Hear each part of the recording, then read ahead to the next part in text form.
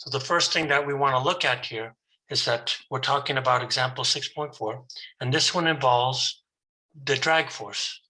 So let's read this and then let's get going here. So the first thing that I'm going to see here is that when I look at this, it reads that I have a 6.5 centimeter diameter tennis ball with the mass of 69 grams that has been thrown down with a speed of 5 meters per second. What is the terminal speed of the tennis ball?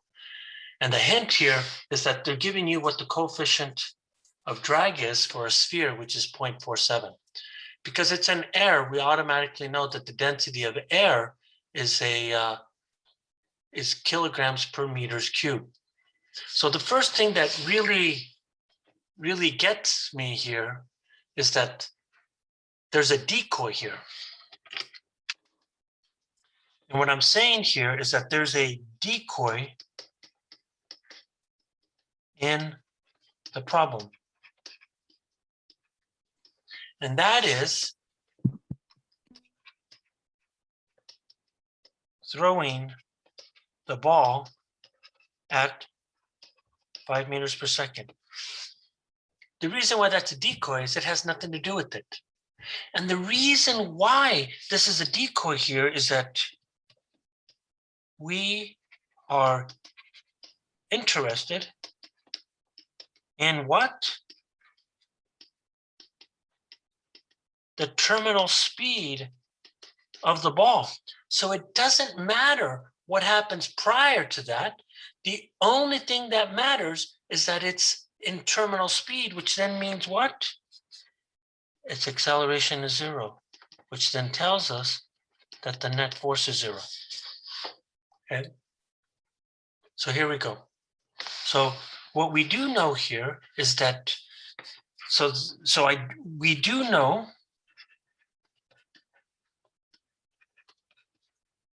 that the net force is equal to 0.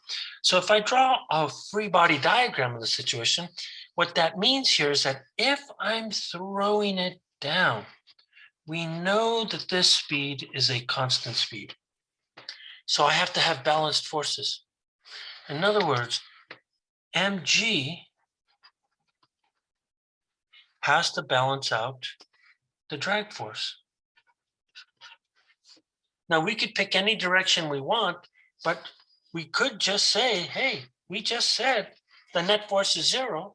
So clearly what we're seeing here is that the weight must equal the drag force. And we know that the drag force, from what we've written in the past, must be this at terminal velocity. So what I can do here is that there's a couple of things. They tell us that the drag coefficient for a sphere is 0.47. So we know that for a fact. And the other thing here is that we know that because it's a sphere, we're talking about the area that the wind sees is a circle. And of course, that's equal to pi r squared. But note, they give that to us in diameter form. Now, I could divide that by a half. I have a tendency to say, well, that it's actually 1/4 pi times the diameter of the tennis ball. So I got C, I know about the area, and then the density of air is 1.2 kilograms per meters cubed at sea level. So I have everything about the drag. And of course, they're telling us that the mass of the tennis ball is what? 69 grams, which is the same as 0.069 kilograms, assuming I didn't screw that up. So what I want to do here is that now I want to go determine, I want to solve for the terminal velocity here. So now I'm going to solve for the V terminal. So clearly I have to move everything to the other side here.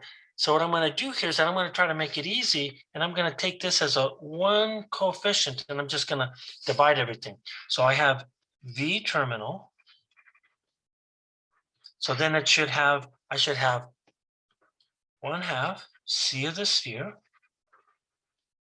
times the density of the air times the area of the ball, which we know that is this, and then I got to divide this into mg. But note that mg here is what? It is, it's just the weight. I'm not really sure what I'm saying when I'm doing that. What we're doing here is that I got to take the square root. So I was just looking at the chat here. It says, can you go over how you found P? It turns out that this is essentially given in any drag force in air. Okay, so we can just assume that when it comes up in problems. Yeah. And by the way, if I was to give you a quiz or an exam, I probably just give it to you, because that's kind of meaningless, if I could say that. It's just a constant. It's really the problem solving that becomes important. So then if I come in here and I just put it in, I'm just going to go put in my numbers, and I'm leaving all the units out, but this should be pi, excuse me, it should be 1/4 pi times the diameter. The diameter is 6.5 times 10 to the negative 2, and I got to square that. And then I'm going to divide that into what? The mass, which is 0.069 times g. And then I take the square root of this whole thing. And at the end, I get a value of 26 meters per second. And this is the terminal speed of the tennis ball.